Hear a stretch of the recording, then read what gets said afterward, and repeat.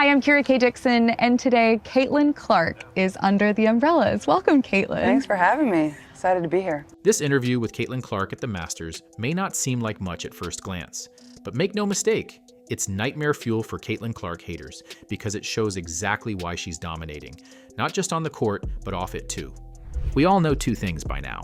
One, Caitlyn Clark is miles ahead of any other WNBA player in terms of popularity, and two, the old guard cannot stand it. They twist themselves into knots trying to downplay her impact. It's just her skin color, or she's just hyped up. But here's the thing. This interview shows you exactly why Caitlyn is an absolute magnet for fans and brands alike.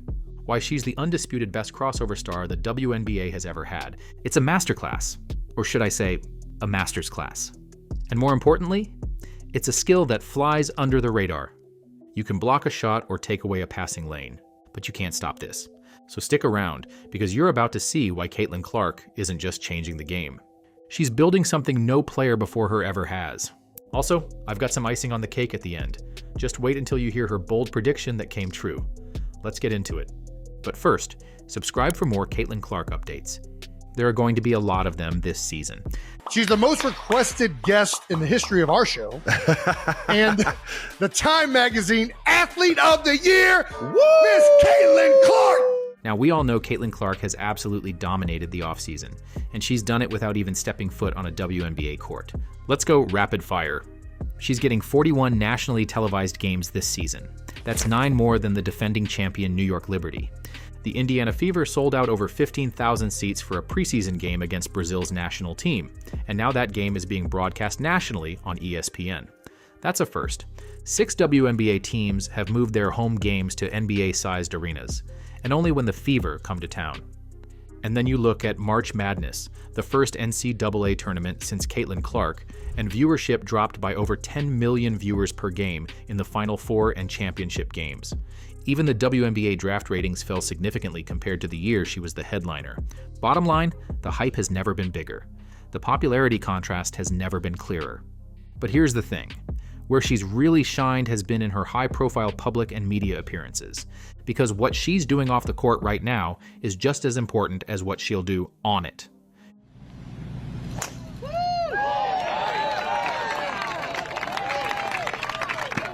She did the Annika Pro-Am, where her appearance alone boosted ticket sales by 1,200%. That's not a typo. 1,200%. Then she shows up at a Chiefs game with Taylor Swift and instantly generates nationwide buzz. She's spoken at multiple high-profile events, and her speaking fee? It starts at $100,000 for a 30-minute appearance. And once you see how she carries herself, you'll understand why. She sat on an NFL flag football panel with Serena Williams and Eli Manning, casually rubbing shoulders with legends. She filmed a collab with Dude Perfect, which is practically guaranteed to hit tens of millions of views. The David Letterman interview? Incredibly well received. People who didn't even follow basketball walked away saying, I get it now. And now we've got this. The interview at the Masters. 16 minutes of pure gold. Remember what I said earlier? She commands a minimum of $100,000 for a 30-minute speaking appearance. Why? Because she's a fantastic public speaker. And honestly, it's probably her most underrated skill, the one quietly growing the WNBA off the court as much as her game is growing it on the court. Okay, let's get into the interview so you can see for yourself. I know you've told the story a bit, but for those that don't know, how did you get into the game of golf? So I remember I was pretty young and I loved every sport. My parents I wanted to try whatever I could. And I remember on one of my birthdays, I forget how old I was turning, but I was pretty young. I got my first set of golf clubs and they were bright pink, like the kid golf clubs. And I would always beg my dad to take me and go golfing. I just really enjoyed it. I loved being outside. Openness is one of the most underrated traits in an athlete, especially in an era dominated by highlight reels and tightly controlled PR appearances. Being open doesn't just make an athlete relatable, it makes them memorable. It builds emotional trust, and in a world where people are deciding whether to care about you in under 10 seconds, that trust is everything. Caitlyn Clark understands this better than almost anyone. She doesn't shrink from vulnerability. She tells stories, shows personality, and lets fans into her life, not just her stats. In this case, she's sharing a childhood memory, told with warmth and a laugh. That little anecdote tells you she's always loved sports, not because of the pressure or the spotlight, but because it brought her joy. And by bringing up her dad, she gives you a window into the why behind it all. That family connection, that spark. And she doesn't try to act like she's a natural at golf either. You know, I wasn't obviously very good. I still am a hack, but I think I just like love being outside. I love the competitive aspect of it. It's like a battle with yourself. Like it's an individual sport. It's so different than basketball or the other sports that I played growing up. So I think it makes you have this mental toughness about you. She called herself a hack. That kind of honesty is rare and builds instant rapport with audiences. She does it again here. Yeah, you got to play in a Pro-Am last fall with Nelly and Annika. Yeah. What was that experience like? Oh gosh, I've never been so nervous in my life. That's saying a lot too. I know, Oh I don't gosh. get nervous for basketball, but that's maybe because like, you know, I know I'm actually okay at that. I'm decent at that. You're pretty good, yeah. Golf, you never know what might happen. I about killed somebody on like the 6th tee, but you know, it's really fun. What she's referring to is her drive at the Annika Pro-Am that went into the crowd, which was an embarrassing moment, but one she's clearly able to laugh off. Humor, especially the self-deprecating variety, helps athletes trying to win hearts beyond the court. It lowers walls. It takes someone from unreachable superstar to someone I'd actually want to hang out with. We've tried every single food. We're going down the list. So. What's the favorite? My favorite, I think the Georgia peach ice cream sandwich. You can't go wrong with that. It's like the peach isn't like overpowering. The sugar cookie is really good. Had a couple of them yesterday. I'm gonna need to get some extra conditioning in when I get back to Indianapolis, but I mean, you can't go wrong with anything. There's just so many things that are so good. And again, quick, casual, and completely in character. No setup, no punchline, just a star athlete making fun of herself for eating too many desserts. It makes you forget about the stats and the spotlight and just enjoy her as a person. Humor is what makes interviews memorable, what gives them replay value, and what makes fans hit share, not just like.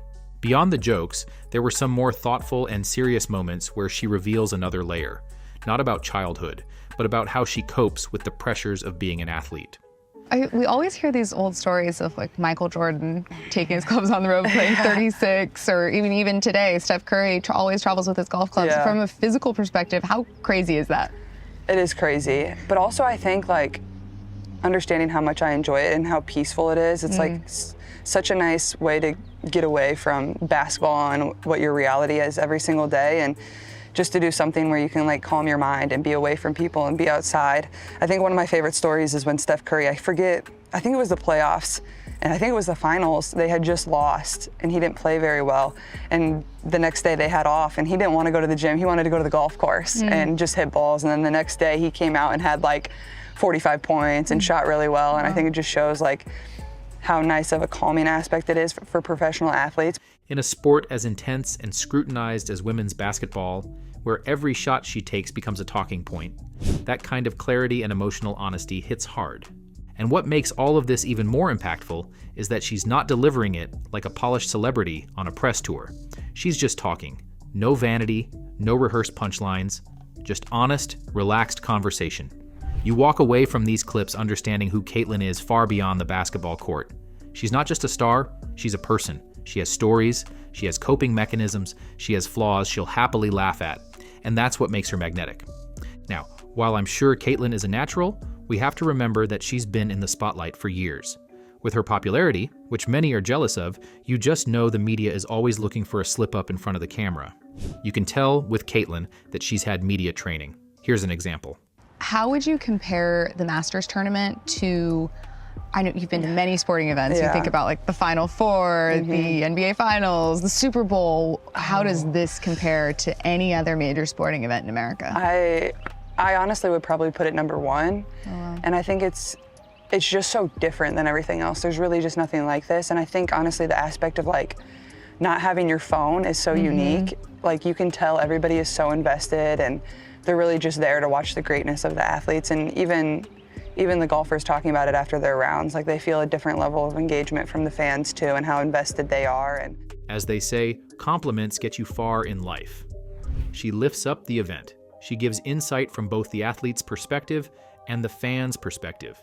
And she aligns her answer perfectly with the tone and message the Masters has always promoted: calm, tradition, presence, and reverence for the sport.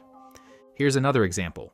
I think it's one of the most magical places I've ever been in my life, honestly. Like I think it's that special, and everybody knows that, whether you've been here or not, but once you really step foot on this whole course, this entire area, like, it just puts into perspective how special this place really is.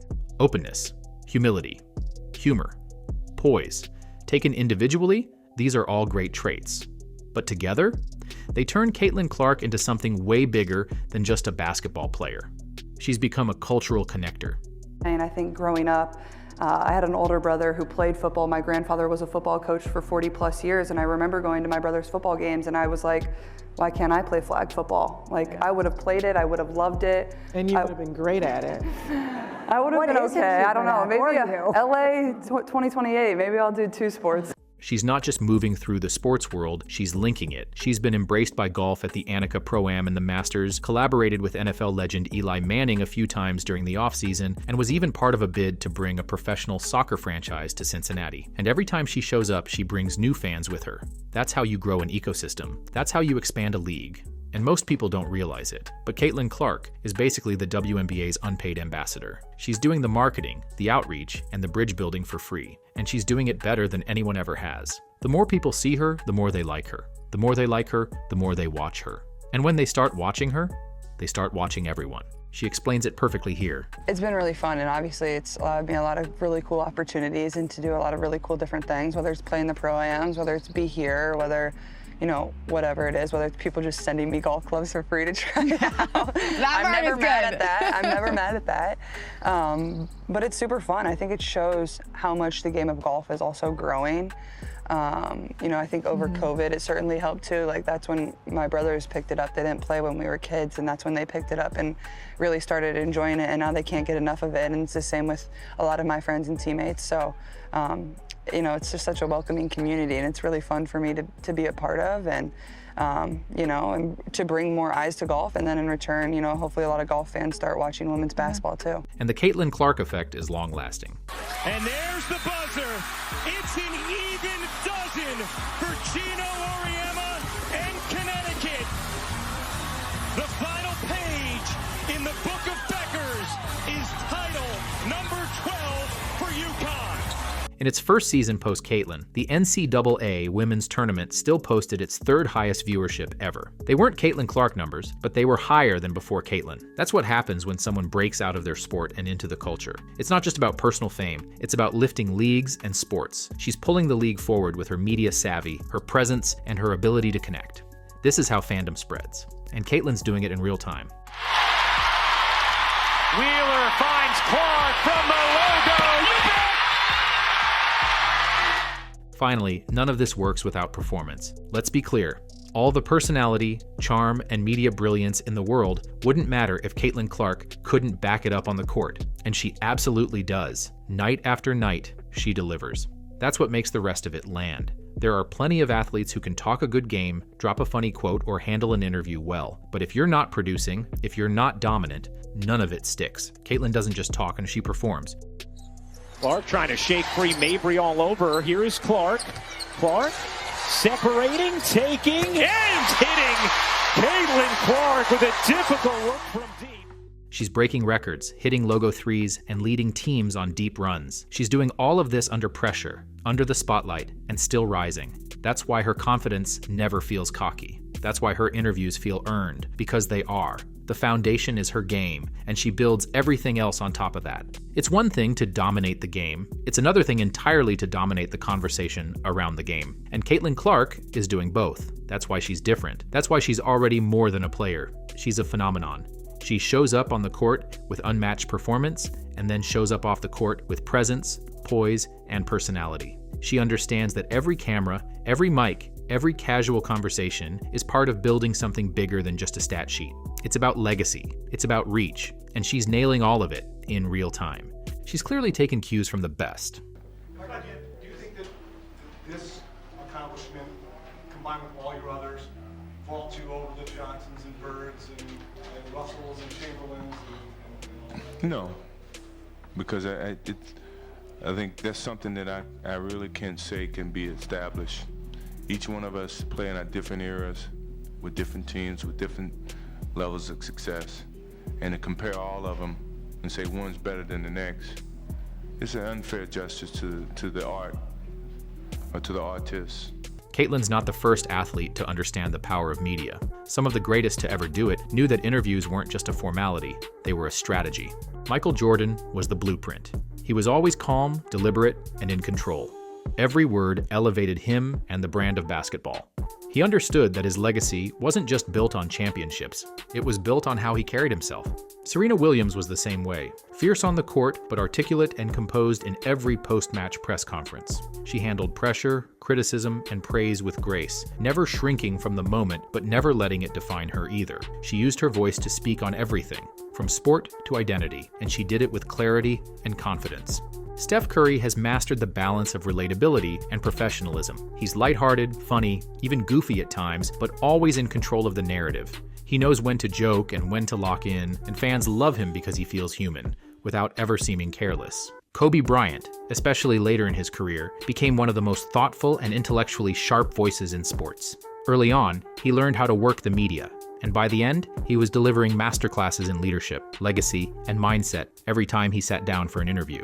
And then there's Tom Brady, a different kind of communicator. He often said very little, but every word was calculated. He wasn't flashy, but he was consistent, composed, and disciplined. And the media respected him for it.